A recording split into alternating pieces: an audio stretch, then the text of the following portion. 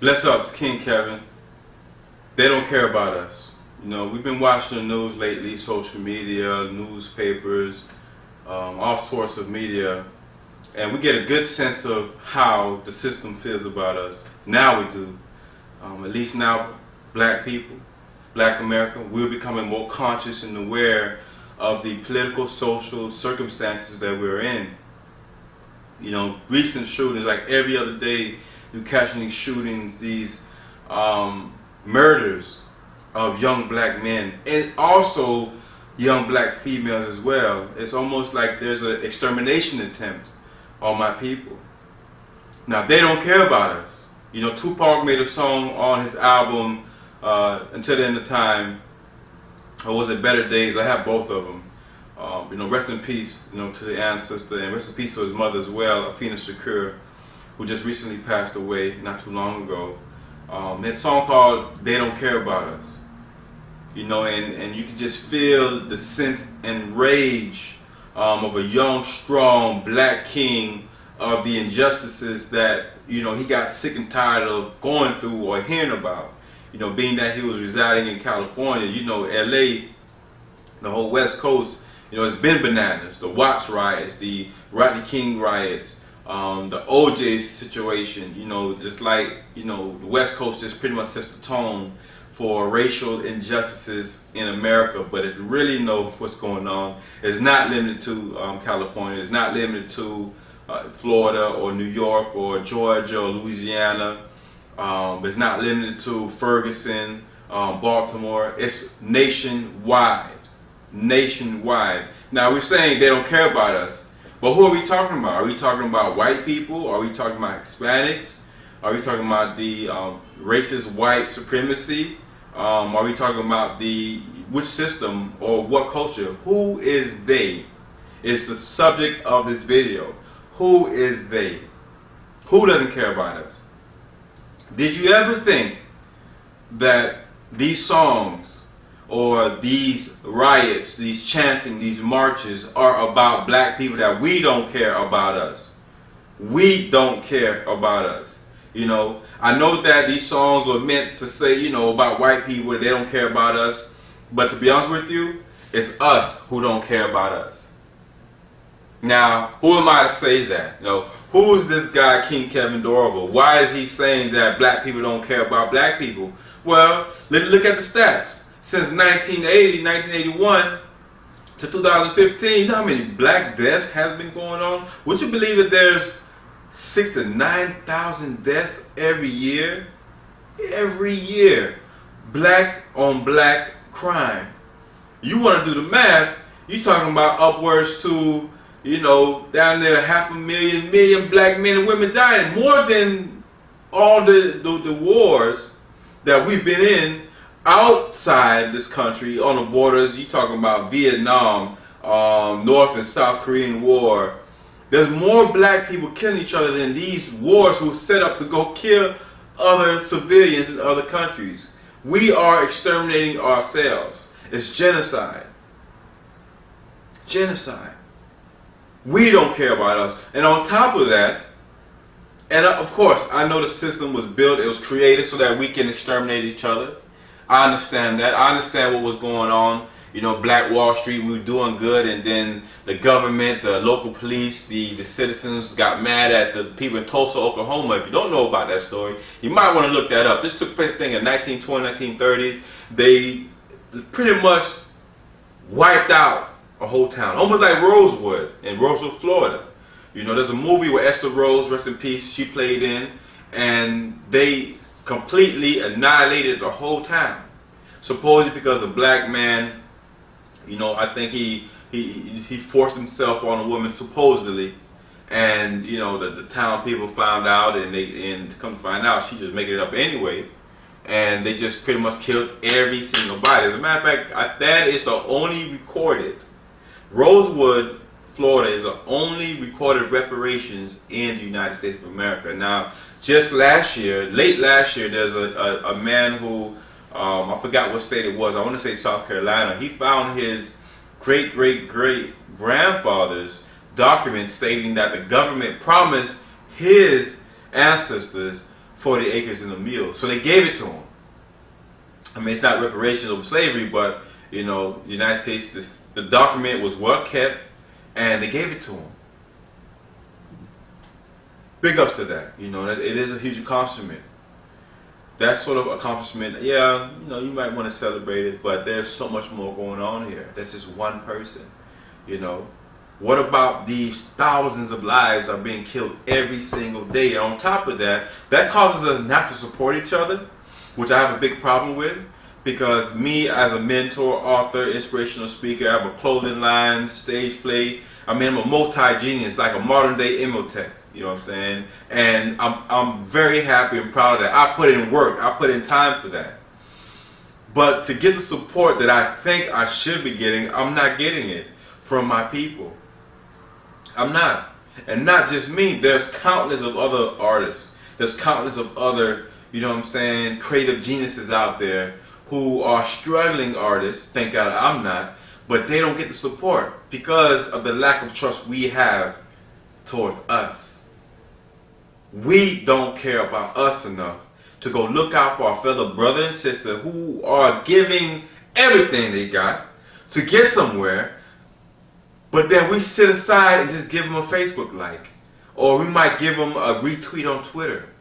But when it comes to putting out our debit cards or mailing out a donation, it's little to non-existent support. That in itself is black on black crime, on top of the murders, on top of the killings and the violent crimes. I just came from a seminar hosted by the Nation of Islam. They call it the 100,000 Strong Warriors. You know, it's an event that they put together. You know, the honorable, what do you call his name? Farrakhan. He had this event. Of course, you know, the National Minuteman March 20th anniversary. I was there in D.C. 10/15/15. That was up there. Beautiful event. First time in D.C. As a matter of fact, as of September 24th, 2016, they just finished the museum that President Obama, his wife, and, you know, they put together the African American Culture Museum up there. Beautiful museum. I got to see the outside of it. Now it's open. We just did an event in Pompano, it was just in South Florida, to celebrate, and along with other thousands of libraries and community centers around the country. And that was a time where I can see that black on black love, you know what I'm saying, to its maximum capacity, because everybody was showing support. People who never wore a dashiki or kente cloth had them on that day. Now me, you can say I'm guilty of that as well, even though this is my second kente cloth. I should have a whole closet filled with them, you know. But what I'm trying to say is that we need to do more than just wait until everyone celebrates our culture. We need to make our culture a priority, ladies and gentlemen. We need to not just only like, not only comment, not only share our social media posts or our emails. We need to be donating and supporting, especially those organizations who has fought hard to obtain their 501c3, you know. And I just came from a city hall meeting. I'm not going to say the city. And we requested the support, which we believe we were going to get, of $3,000 for the gold sponsorship of our event that we have. That's my alarm. The gold sponsorship for our Courage to Believe International field trip to the Kennedy Space Center, which will be taking place November 4th, 2016. And guess what? I thought we were going to get the support, right? And they had me wait. Not only was this wasn't my first request. I was there 2 weeks ago when a young man, Mr. Fraser, was shot and killed by the police officer, and we're thinking like, wow, I didn't know that I knew that took place. I didn't know that the family was coming to the city hall to express their frustration. So shout out to all the family, my condolences. I was not making light of their situation. I just was not there for that. I didn't know that they were coming there for that reason, and the city hall was flooded. If there were 100 seats there, if there was 100 seats inside that city town hall meeting place, every single one of them would fill. Plus you had 20 people standing on the walls. news cameras. Everybody was there. Everybody who wanted to act like they care. All the politicians, the political circus was there. Everybody was there. And so it made me think, after the family spoke, I addressed them, I'm sorry about what happened, but I'm not here to talk about that. We're here to talk about preventative measures so that we can put our children in a position where they can be successful and think and strategize instead of picking up a gun and killing each other or one of these police officers. Now, that was 2 weeks ago. I go back again tonight. I guess I said the city by mistake. I go back there tonight and dressed up. I even had some of the parents from our C2B Chess Club and Mentoring Program, which you can find more information about that on my website, thecouragetobelieve.com. And guess what happened? Two of the parents were there, 3 of the kids were there. We had 15 students, but only 3 was able to come with their parents. And thank God they came on short notice out of love for what we are doing. And plus, they love me. I love them back. And they came, long day at work. But that didn't mean anything. We requested $3,000 for the city to become the gold sponsors for our field trip to the Kennedy Space Center. And they agreed to only give us $500. Out of $3,000. This is a $4,164 trip. But they only felt as if our children, the children of Pompano, by the way, the ones we're trying to save from the school to prison pipeline, the ones we're trying to stop from putting on the ski masks and the guns in their hands and robbing and whatever else they may come to mind. Those same children that we're trying to assist, that we are helping, they thought they were only worth $500. Okay. So what does that say? When they're spending millions of dollars on frivolous things, there's a parking garage which hopefully does bring money back to the city. There's a new amphitheater they're building and pavilions they're spending hundreds of thousands of dollars on. And just to prove this one guy for $500,000, God knows what he's going to be doing, his company's doing. But when it comes to our children, investing in our kids, it's only worth $500 to them. Now, I can't put the blame on them. Whatever the case may be, God bless y'all, it is what it is. But trust me, this is not going to be the end of this conversation because as King Kevin Dorival, I am insulted, not only directly, but for our children, because now I know what they thought their values were and are. Now, moving along. I go and I speak to a friend of mine. She calls me immediately after the event. Everyone knew I'm going to the City Hall thing. And by the way, we host the annual Black on Black Crime Solutions panel every year. Next year, 2017, will be our 4th annual Black on Black Crime Solutions panel where we promote Black on Black love. My friend called me, back to the point, she calls me and, asks me, what happened, yada yada. I tell her what happens. Actually 2 friends call me, 2 female acquaintances calls me. And one of them, she said, don't get mad about it, don't be frustrated, it's better than nothing. I understand it's better than nothing. But at the same time, now I understand what we're up against. Because not only do we don't care about us, obviously there's people who don't care about our children. The very same ones who can easily become the robbers, the arsonists. You know what I'm saying? Easily become the sexual predators of our community. If we do not take the time to care about us and stop sweating what the government doing, they're gonna listen. This government was built on kidnapping our ancestors. Obviously, they don't give a rat's ass about us. If we don't take the time to invest in our children and in their future and in their education, what does that say about us? And what do we think is going to happen in the future? Our communities will be set on fire because we're not directing the energy of our youth in a proper direction. All these crimes that we're seeing, the drive-bys, You know what I'm saying? The domestic violence. All of that is just misdirected energy. Because when these children grow up, the same cycle they were open to, you know what I'm saying, that they were made aware of, so to speak, it's going to recycle back because they're going to have children, and their children are going to have children, and this cycle is going to continue and continue and continue. That's why the recidivism rate is high as it is. As a matter of fact, in some states, it's over 50%. Any given day, there are 7,000 teenagers in the juvenile courts or some kind of system within the juvenile Department of Juvenile Justice, that's DJJ. They're in the detention center, courtroom, getting ready to get arrested.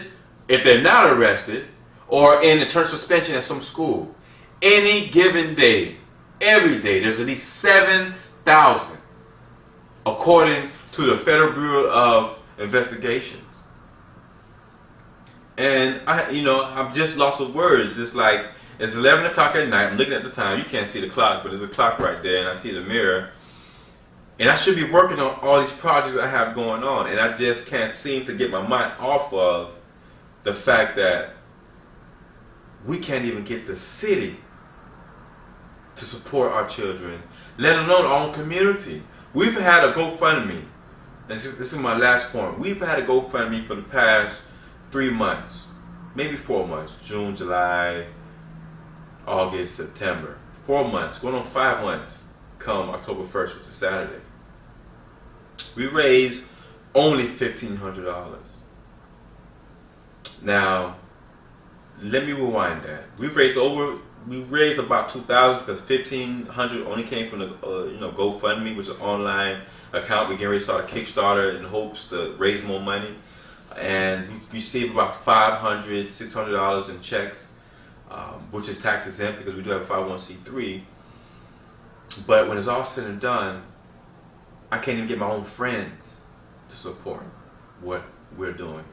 When they're calling me and wanting me to come to their events and wanting to hear what I got to say or to speak at this or that event, I'm not doing none of that. I don't support anybody or any entity that does not support what I am doing, because I am the voice of our community, or one of them anyway. There's some great mentors and nonprofit organizations doing great things in our communities, but they're not getting any support.